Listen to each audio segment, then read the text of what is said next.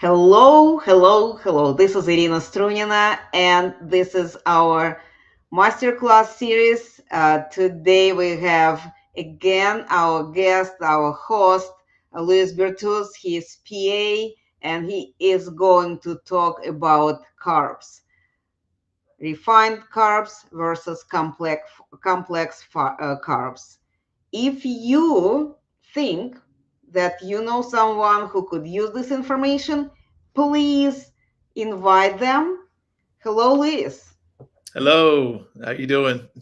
I'm doing good, thank you. And we are anxious to see what you have for us, what you have prepared for us. So let's dive in. I will disappear from the screen. You please share your screen and we will go from there. All All right? right, thank you. Okay, so hello, Diabetes 101 group. This also was supposed to be streaming live on some of my other platforms. So anyone in Diabetes 180 or my Diabetes Business page, you'll be watching this recorded. It was meant to be live, but I apologize about that. You'll still get the information though. So that's what's the most important thing. All right. And so let's go ahead and switch over to the presentation of the hour simple versus complex carbs. So carbs, of course, if you're diabetic, is a loaded word, maybe a word that brings fear and dread. uh, and I think a lot of that is because of a lot of miseducation, a lot of misinformation, misunderstanding about what carbs is. Carbs, it's really hard if you've been trying to do a low carb diet, because carbs are everywhere and in everything. And if you're trying to avoid carbs, it's like, what do I eat then, right? I can't eat air. I can't live off water. So I really hope that this presentation can simplify what are safe carbs for consumption versus what are carbs that are more harmful to our body. We're going to go through a lot of the biochemistry of how carbohydrates are broken down in our liver, metabolized and used for energy. And we'll also really understand the difference between what makes a carbohydrate simple versus what makes it complex. Okay. I'll subtitled it the sugar connection because I think we really need to start to differentiate between the idea of sugar and carbs, because nowadays we call all carbs sugar, right? No matter if you're talking about orange or you're talking about pastries, it's all sugar, and that is really a misnomer. And we'll clarify that what is meant by sugar and the connection between sugar and diabetes. Okay, so and then we'll of course have time to answer questions in the end.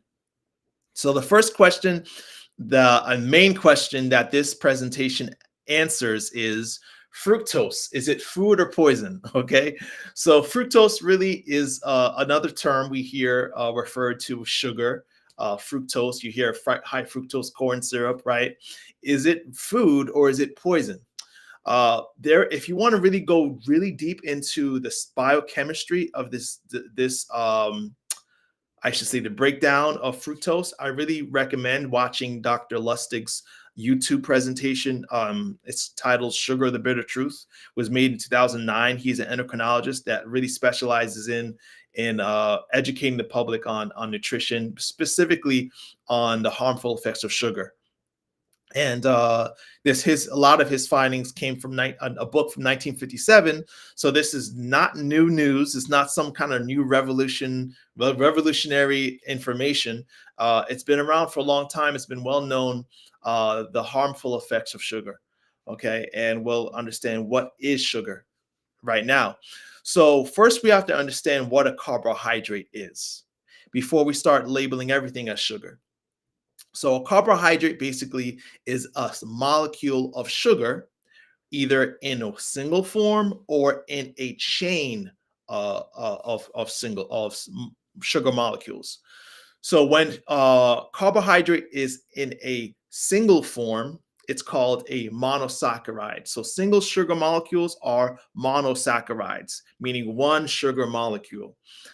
Two sugar molecules are disaccharides. And if you have a long chain of sugar molecules, they're called starch or polysaccharides. And examples are starch or fiber. So there are different types of monosaccharides or single sugar molecules, but it's important to understand that whether it's a single sugar molecule or a long chain of sugar molecules, these are all referred to as carbohydrates. Okay, whether it's a single sugar molecule or a long chain of sugar molecules, we all in science call these carbohydrates. But obviously, there's a difference between a single sugar molecule and a long chain of sugar molecules. Okay, so if you think of simple carbs is a single link, a single chain, right, of sugar molecule, versus a complex carb being a long chain of sugar molecules.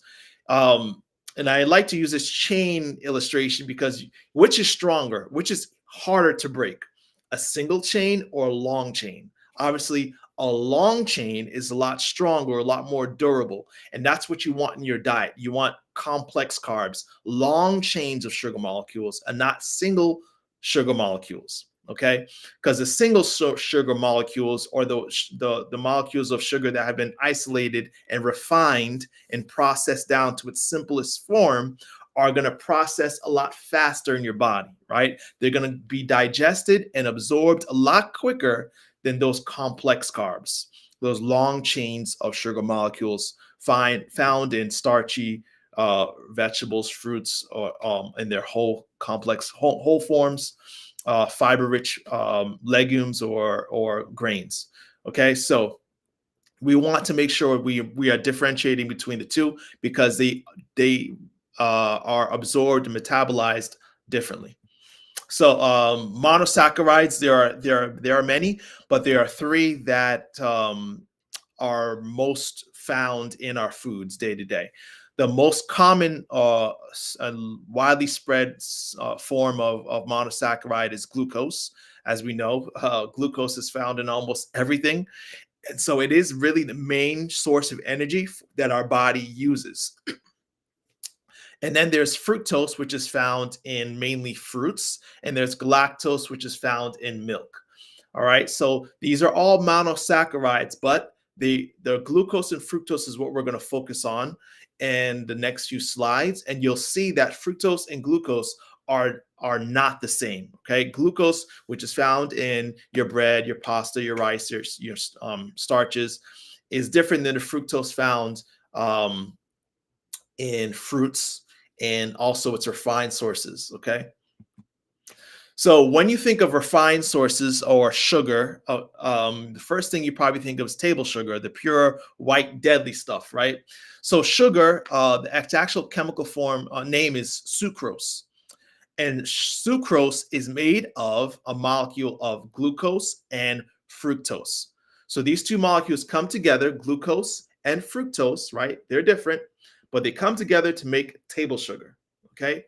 So table sugar, is a refined or simple carbs, even though it's made of two sugar molecules. It's not made of a long chain of sugar molecules. Then we also have high fructose corn syrup. High fructose corn syrup is actually sweeter and then sugar, a lot sweeter, and it's also a lot cheaper than table sugar to make. So which do you think your food company is going to prefer to use to sweeten its product? Obviously, the sweeter and the cheaper option. And that's why high fructose corn syrup is found in so many food products on the shelf today. So high fructose corn syrup is actually about 50%, 42 to 55% fructose and sucrose, all right? Fructose and glucose. Sucrose is 50% glucose and fructose. So we're going to go into basically the differences and why it's so important to understand the differentiation between the two. But they're very similar. Sucrose and high fructose corn syrup are very similar in that they're made of fructose and glucose coming together, combining to make this really sweet substance that we use to flavor our foods. Now, here is where we start to differentiate the two. Glucose and fructose are metabolized differently in the body. See, glucose, as I said before, is a main substrate for energy that every organ in your body can use and wants to use for energy. Okay. So, glucose is that main source of energy. And that's why every organ in your body can use glucose for energy, from your brain to your feet can use glucose for energy. Now, the liver is very important because the liver's job is to basically take in everything that comes into the body and to filter it and either detoxify it or to use it for energy. So, liver is very important. And when you eat something that has glucose in it, the liver takes up 20% of that. 80% of the rest of that food source goes to the body to provide it with energy. So again, so here's examples of foods that are full of glucose. So as you know already, bread, cereals, pasta, rice, potatoes, beans, nuts, legumes, right? Now, this is the difference between fructose and glucose. Unlike glucose, fructose is not used anywhere but the liver. So fructose can't be used in the brain. The brain can't use it for energy. The muscles can't use it for energy. All right. Only the liver can take in fructose and metabolize it and break it down and use it for energy, or break it or distribute its end products to the body. So unlike glucose, fructose is directed like a guided missile to that liver. You could already see probably the problem with this, right? Uh, we have a lot of fructose in this table sugar. We have a lot of fructose in high fructose corn syrup, a lot more than is found in nature. And now I want to give a word of caution to watch this to the end, because some people may stop here and think, well, that's why I can't eat fruit, right? That's why you have to limit your fruit intake because too much fruit is bad for you. That is not the case, okay? Fruit is not poison, and you'll understand the difference between and the reason why that is, I should say, at the end of this presentation. But ethanol is another thing I want to talk about, because or alcohol, it actually behaves a lot similar to fructose. So I would say, if you can see the similarities between ethanol or alcohol metabolism and fructose metabolism, you'll understand why we need to stay away from fructose as much as possible in its refined forms. Okay, so just like or similar to fructose, ethanol is guided like a missile to your liver. Only its advantage is that it at least can go, some of it can still be metabolized in the brain, the rest of the body. So fructose is not glucose because of the reasons we just mentioned, but these are three important other reasons. So it does not suppress ghrelin. Ghrelin is a hormone that helps actually stimulate the hunger, desire and craving for food.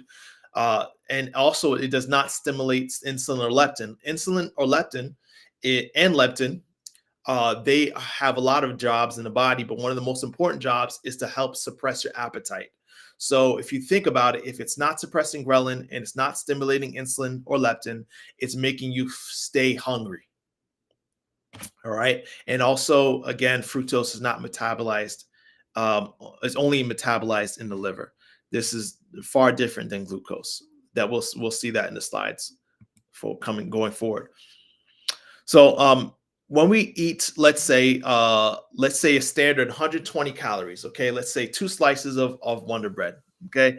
Now this might require some math, and I'm going to break down the chemistry of this. So go ahead and put your thinking caps on now. We're going to do some deep thinking now. So let's say we take 2 slices of bread, understanding what we know about glucose and its metabolism. How much of that is going to end up in the liver? Say this circle is a symbol of a liver cell. 20% of 120 of those 120 calories will end up in your liver, which means about 24 calories goes to the liver, and the rest is distributed throughout the body, right, evenly. And so the liver takes 20%.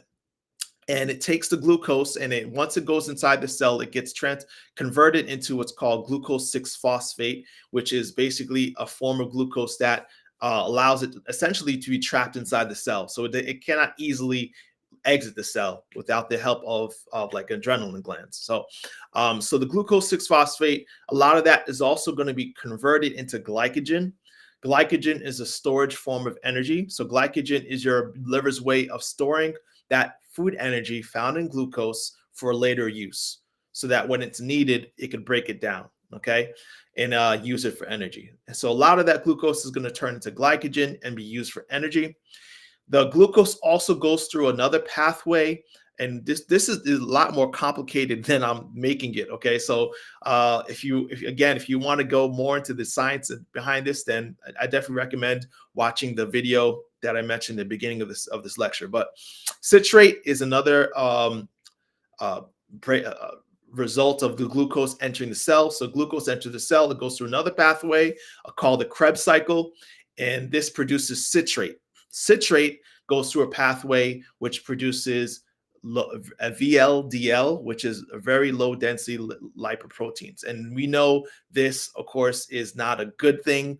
It's another term for it is de novo lipogenesis. Now, I want to say this too very carefully. Even though some of that glucose can turn into fat, in the form of LDL, it's a very small amount. It's not much at all, okay? And if you wanted to quantify it, of the 24 calories, it's probably like half a calorie. I mean, it's negligible, okay? So multiple studies have shown that glucose entering the cell and turning into fat, because a lot of people say carbs will make you fat. This is actually something that's really misunderstood, because the amount of fat that's resulted from the intake of glucose is very small, almost negligible. But it does happen, okay? So there is a bit of those calories. There's a small amount that can turn into fat, which will feed triglycerides throughout the body, and also a form of energy for later, right? Another very important thing to note with glucose that when you have glucose enter the body, it increases insulin in the body. We all know that. So insulin, one of its many jobs is to suppress the appetite. It tells you that you've eaten enough, Lewis, you could stop, so it makes you feel full, satisfied with your meal, so that you close the kitchen. So now moving on, I want to compare this to alcohol, all right? So let's say we have a shot of whiskey, 120 calories of alcohol. 80% of that's going to end up in the liver. So that's about 96 calories. That's a big difference, right? So the same amount of calories, 120 calories of the alcohol versus 120 calories of the glucose. 24 calories went to the liver, 96 went to the liver if it's alcohol.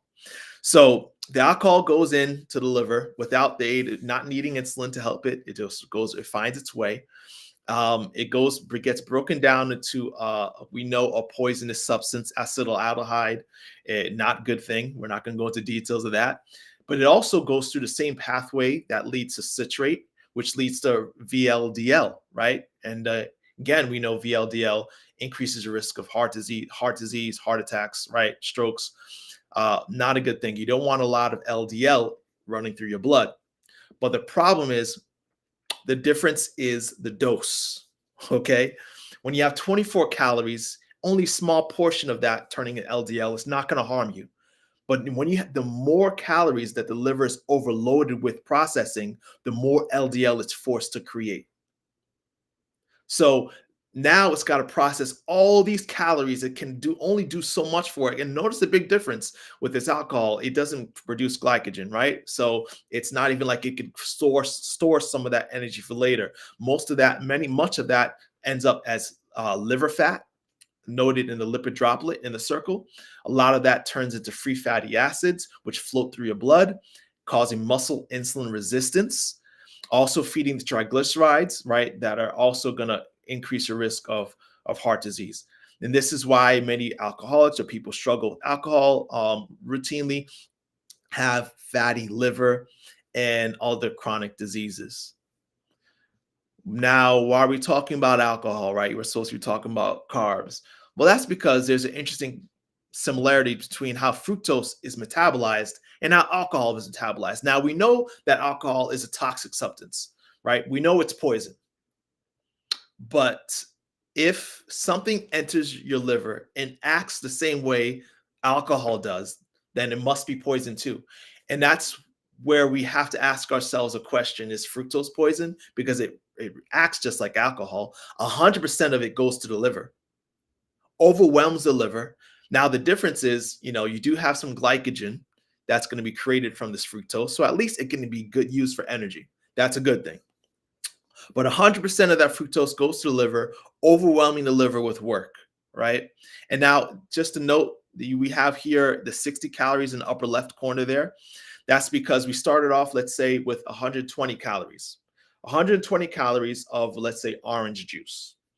The 120 calories, now remember, if you were paying attention, half of that is glucose, half of that is fructose. So half of the 120 calories ends up in your liver. Are we following that math? Hopefully. So 60 calories ends up in the liver, which started out as 120 calories for your body. Half that's going to your liver. So we're not going to go into the details too much, but you can see some bad things happening here. It goes through a pathway that creates fructose 1-phosphate, which leads down another pathway, which increases your uric acid. We know uric acid is not a good thing, right? Anyone struggle with gout? Uric acid levels increasing in the body also are responsible for high blood pressure, hypertension, a problem for anyone, right? It also goes down that same pathway, which produces a lot more citrate than glucose, especially in its complex form, leading to more fat creation in the form of LDL, lipid droplets, free fatty acids, which lead to muscle insulin resistance. As we know through many studies, that fat in tissues not designed to store fat, or to say not designed to store large amounts of fat, will lead to your body resisting insulin and making it hard for insulin to work. This happens in your liver. This happens in the muscles, right? And as we already said, fructose does not stimulate the production of insulin and leptin, so you're left still feeling hungry. That's why you can drink all the orange juice and all the apple juice you want and still be hungry, right? And a lot of these very sugary beverages or snacks leave you unsatisfied because it doesn't shut off the hunger drive. And so that way you can say, well, yeah, fructose is poison. So this is just some studies that show you how different fructose is from the metabolism of glucose. Fructose increases de novo lipogenesis in normal adults. This is a chart that kind of compares glucose rising in fat production versus fructose rising in fat production after the consumption of a high fructose meal, right? Glucose stays stable. There's not much fat production there. But when you have meals or beverages or drinks or pastries that are full with this sugary substance called high fructose corn syrup, a lot more of that can turn into fat. All right. And this is 6 days of normal adults on a diet that consisted of mainly fructose. Now, of course, this is not normal. Most of us are not going to go 6 days of eating nothing but sugar. Okay. So, but they just show you how detrimental this is, right? Triglycerides were doubled. De novo lipogenesis, so that's what DNL stands for. The formation of fat went up by 5 times. The creation of free fatty acids also doubled.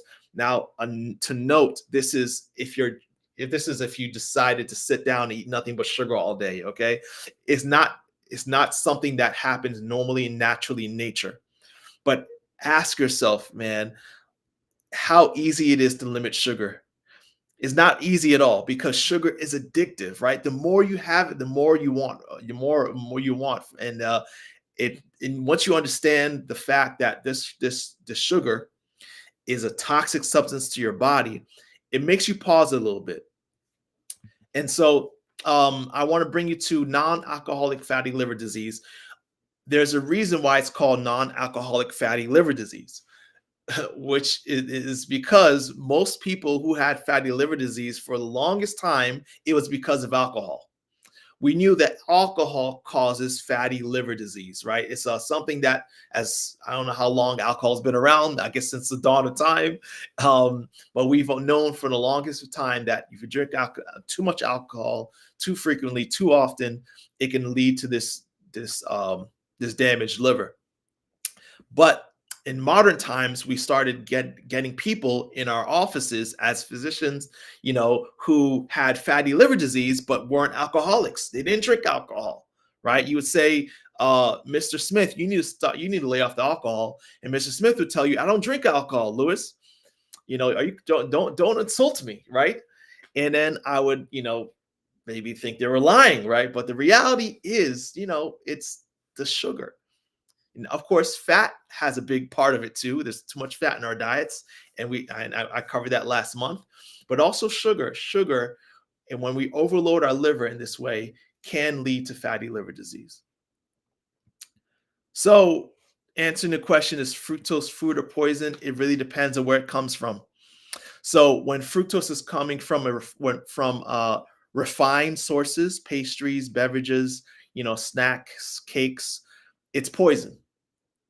But when fructose is coming from whole food sources like apples and kiwis and oranges and bananas, it is not poison. And if you think about it, this makes sense because poison, it's all in the dose, really, right?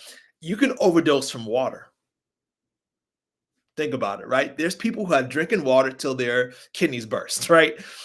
So even the good things in nature, when abused and used in a way that's unnatural to mankind, become poison. And that's what's happened with food industry, right? We've taken food in its natural state and we've refined it and processed it down, taken all the good stuff out of it and leaving us with a dose of poison. So this is a funny thing they do. They start to hide the name of sugars because now a lot of the public is wise to the fact that sugar is poison.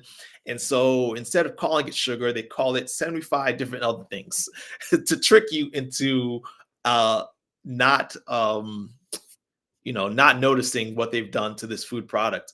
And that's why it's so important to read labels. But I go even further than that and say it's important to limit your use of food items that require labels.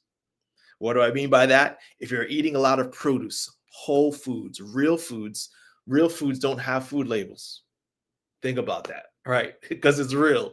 All right. So, but if you are going to eat foods that have food labels on them, make sure you're watching out for those hidden names of sugar. This is some examples of the many products on the shelves. I tried to put them all, but obviously I ran out of space that includes sugar. It's amazing to me that almost every bread, a bread company has sugar as like a second ingredient, because your bread got to be sweet, I guess, right? But really, this is it. It comes down to this. We know that the brain hooked on sugar is a repeat customer, right? So don't want to spend too much time on that, but the normal brain right here versus a cocaine brain user and the brain of a person addicted to sugar. The cocaine user and the sugar user, their brains are looking pretty similar, right? And that's because regular sugar consumption leads to addiction. And we know this. There's actually been a old study from Peter Milner and James Olds that experimented with a lab rat, which got him hooked on sugar, and he stimulated himself to death. Did everything he could to get more sugar. He stopped eating foods. He stopped mating. He stopped sleeping. He stopped caring for his basic needs because he wanted more sugar. Now, if you think to yourself, well, I'm not a lab rat. I'm smarter than a lab rat. But how many of us are literally killing ourselves, right, for that sugar? And I'm not saying this judgmentally because I'm talking about myself too, right? We know how addicting this substance is, but let's not confuse ourselves or misinform ourselves anymore. Let's not be miseducated. There is a big difference between the sugar or the carbs in nature and the carbs from laboratory. The difference is the latter is sugar. So this is a old statement from the FDA, and I'm just going to read the highlighted portion. It says, "A food shall be deemed to be adulterated if it bears or contains any poisonous or deleterious substance which may render it injurious to health." And then let's jump down to the last part of the yell. So what it's saying is that a food, if it's poisonous or injurious to the health, then this food is deemed by the FDA to be adulterated, right? It's bad. Perfect example: tobacco and well, I guess tobacco is not a food, but alcohol. Okay, so the FDA poses strong restrictions on foods that are poisonous or harmful to the health. However, look at the last part. But always be careful when you see a but, right? But not with the prevention of chronic diseases, even though its own regulations explicitly postulate the connection between such products and such diseases. So, in other words, if this poison, this food poison, is killing you quickly, the FDA will step in. But if it's killing you slowly, causing you chronic disease, that's on you. That's on you, right? So that's on us to make decisions that are best for our health. We cannot expect the government to step in. All right. So that's enough of that. Now we're going to go into the good stuff, right? The stuff that is good for us, complex carbs. All right. And we're just wrapping up. There's not many slides left, but whole plant based foods are what we want to increase in our diet. Whole plant based foods are complex. They're not simple. They're not made of one or two sugar molecules. They're made, like we saw in the beginning, of a chain of molecules linked together. And because of this, they digest a lot slower. They're absorbed into the body a lot slower. They also include a lot of good things for our health: water, antioxidants, phytochemicals, micronutrients, macronutrients, right? But what I want to focus on is the main difference between the simple and the complex, and that is fiber. Everyone knows what fiber is. I don't know if everyone knows how it works, though. But fiber, when found in nature and when found in complex foods or complex carbs, it does many good things. One of the main things I said already is that it slows the absorption of calories. So that apple or that orange, when you eat it, is not rushing to your liver. The fruit, yeah, there's fructose in apple, there's fructose in orange, but it's not going to go quickly to your liver like orange juice and apple juice would, right? It slows its absorption like a foot on a gas pedal, on a brake pedal, sorry, so that it doesn't overwhelm the liver, and the amount of fat or that, if you're worried about that, produced is very small, even negligible. The amount of calories that turn into energy is very small. And so this another amazing thing about fiber is that it's 0 calories, so essentially has no calories. Now technically fiber does have a small amount of calories, but it's negligible because by the time it exits into your stool, the amount of calories is actually pulled from the food in your stomach and your intestines. It basically added nothing to your meal. So it's a great way to eat more yet still have less calories at the end of the day. Fiber in itself is 0 calories. And it also lowers your cholesterol levels. So fiber is something you want in your diet in abundance because it's going to mix up with that sugar, it's going to mix up with the fat, and it's going to cause some of this, most of it, or a lot of it, to be trapped. A lot of it will be exited through your stool, so you don't absorb all your food that you're eating. Yet in itself, it adds no calories. So fiber is something that you find only in whole foods, whole plant-based foods, I should say. So think of fiber as the antidote to the poison. Okay, so fiber helps slow down digestion and absorption of excess calories, so that your liver and your muscles and your body cells never get overwhelmed with unneeded caloric energy at any time. Right? It's given the right amount of energy in the right balance at the right times and the right speed without overwhelming the body system. This is why it's so important. We are living in an age of fiber deficiency. Most Americans are not. obtaining enough fiber in their diet. And the only way to get fiber in your diet is from whole foods. There's other reasons and benefits of fiber as we come close to the end. So this is a long list. I'll just read it. Anti-inflammation, aids in the immune system, uh, aids the immune system, anti-obesity activity, cardioprotection, hepatoprotection, so it protects the liver, anti-diabetic activity, it's great for diabetics, and prevention and also reversal, anti-cancer activity, neuroprotective activity, antibacterial activity, healthy gut microbiome. There's so many reasons why we need to increase fiber in our diet. And that's why in my program, I really, really push and encourage my clients to increase the amount of whole plant-based foods in their diet. It's medicine. Really quick, in our last few slides, we're going to compare some foods. So see the difference between steel cut oats, rolled oats, and quick oats. You could see it right there. There's a big difference between the three in that, the steel cut oats obviously seem a lot more closer to its original source. And this is what you want to ask yourself when you're making food choices. Ask yourself, how close is this food item to its original state?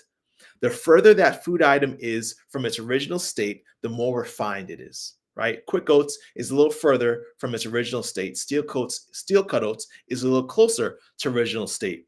Therefore, it digests slower, right? And it's better for you. Brown versus white rice is another good example. Brown rice is a lot closer to its original state than white rice is, okay? Whole wheat flour versus white flour. In the left corner, we have a picture of wheat berries, right? So whole wheat flour is still refined, but it's still closer to its original state than white flour is. All right. So if you can make the choice between one or the other, you want whole wheat, right? So this is another good example of the calorie effect of whole foods. The fact that whole plant-based foods have very low calories, are very low in calories, even though they fill you up. And the difference is because of the fiber in the foods. So consider oil, cheese, and meat, which have no fiber, right? And versus potatoes, beans, rice, fruits, and veggies that are filled with fiber. 500 calories of the latter two, potatoes, beans, rice, fruits, and veggies, will fill you up a lot quicker than 500 calories of these other foods that are lower in fiber. Another quick example of plant-based foods, low in calories and how much they fill you. Whole grains, rice, beans, legumes, potato, corn, all these things can fill you a lot quicker and physically fill you before you're calorically full. That makes sense. And this is a few more pictures here. Both of these foods contain about 420 calories. One serving of hearty sweet potato and squash soup and 3.5 tablespoons of olive oil, right? 2 Oreos have the same amount of calories as 2 cups of cubed cantaloupe. Which one's going to fill you up though, right? A half cup of dried apricots has the same amount of calories as 9 whole apricots. Are you seeing the importance of eating foods in its whole state? 3 tablespoons of peanut butter versus 1 large baked potato. Which one's going to fill you up, right? So when you're not including these whole foods in your diet, what often happens, you struggle with weight gain, you struggle with reading your weight goals, because most of the foods that you're now eating are rich in calories, but they're poor in nutrition, they're poor in fiber, so they're not really filling you up, but you're filling up your calories pretty quick. So I hope that makes sense. That really is the end of my presentation. I try to keep it to 40 minutes, and I hope I did. But yep, I guess we'll take this time to answer questions. Well, yes, thank you, Lewis. You did fit in 40 minutes. I do not see questions right now. Okay. Please expect questions under the post when you go back to the video. We may have posts there, Okay. because I know there were questions if we will have recording, and we do, and it will be posted in our Facebook group. The question I've got. Sure. So I I see that a lot of food comparison and everything that you posted showed the pictures of demonstrated this comparison between, well, green leafy vegetables and say potatoes and meat and oil, right? So I know that this is common to in our community, in diabetic community, that doctors and nutritionists and dietitians are recommending to use more of leafy vegetables, green vegetables like broccoli or Brussels sprouts, or and stay don't use that much of those vegetables such as potatoes and carrots because they have Starchy, higher. starchy vegetables. Yeah. Mhm. Yeah. Yeah. So what would you say? What, because you see our group is for beginners. People just got into the group, just got this diagnosis. They sometimes confused. They don't know what they can eat. So what would you say in how much they can use of those potatoes, Yeah. say? It's a good question. So everyone is different in their diabetes as well. So it's a, it's a spectrum disease. Some everyone's on a different place in the spectrum. So there are maybe people who can tolerate potatoes. Mhm. And it's definitely worth experimenting with because you want to include as much food as you can allow yourself. You don't want to limit what you can do, what you don't Yes. have to. However, if a person is struggling with hypoglycemia from, plant starchy vegetables, then they might have to limit that. That being said, if you're on the mindset that, hey, I don't want to limit those foods, that's when you have to go towards the what Diabetes 180 teaches and emphasizes, going towards the more whole food route. You have to also really, really decrease the amount of fat in the diet. That's Mhm. your oils, your butters, your creams, meats, dairy. Things that are higher in fat have to decrease so that you can, at the same time, increase those carbs, those starchy, including starches, without spikes in your blood sugar. Okay. But yeah. So basically, it's not that on one day I decided that I will be using a lot of vegetables, but Hmm. I don't want to give up my cheese and Hmm. my meat, so I will combine it all. Yeah, What? exactly.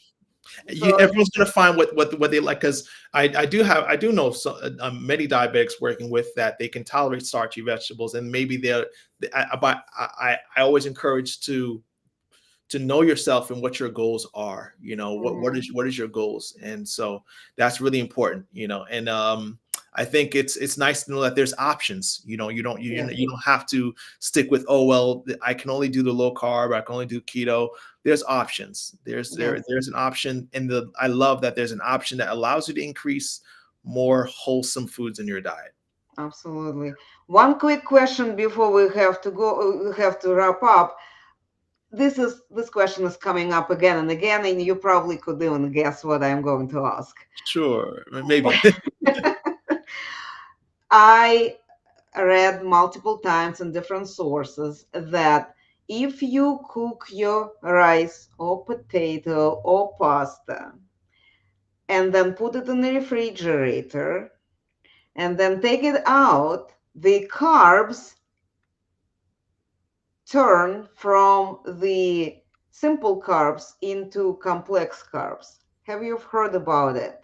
I've never heard that, and I don't see why that would be true.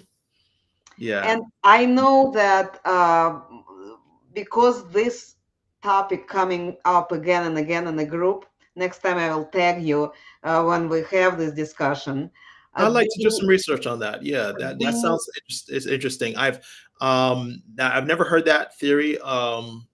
And like off the top of my head, I can't see the science behind it. But yeah, I definitely like to see if there are people talking about. There's a reason. So yeah. I know that for some people, as you said, we all are different. For some people, it works. Mhm. and they say, I am so happy that I read about it and I tried. And after I cook it, this send my food through this process, cook it, refrigerate it, reheat it, and it doesn't spike me. But some people saying it's not working for me at all. I just cannot do that. Anything's worth trying. Yes, Yeah. yes. All Yeah. right. Well, Lewis, thank you very much for your time. Thank Yeah. you very much Pleasure. for your information. I think those people who were watching it, I needed the pen and paper to write it down because Okay. there are some information that I am simplifying for myself. So I Good. think that this is something that we all learn. We have all different learning styles. So that's how I read the listen to presentations. Some people don't need that the Yeah. way how I do, but nevertheless, I appreciate you putting it all together. So for people who are looking for the whole food diet, for people who are trying to kind of stay away from meats and fats and trying to heal themselves this natural way with the just fruits, vegetables. Mhm. This is a good way to go and way of thinking of it and looking at it. And they also can always contact you Yes. to have a consultation if they need to, right? Absolutely. Absolutely. Yep. And I'm easy to find. You could find me with my name, Lewis Bertus, .com, Yes. or Lewis at lewisbertus.com. Yeah. Okay. Yeah. All right, excellent. Yeah. Well, thank you very much. We will wrap up. We are pretty much on the dot, and let's plan. I don't know how we'll do in December because it's a holiday season, Yeah. but Yeah. we will talk and see We'll what we talk can about it. do. Yep. Yeah. As always, nice talking with you. Thank you, Liz. Okay. Bye bye. All right. Bye bye.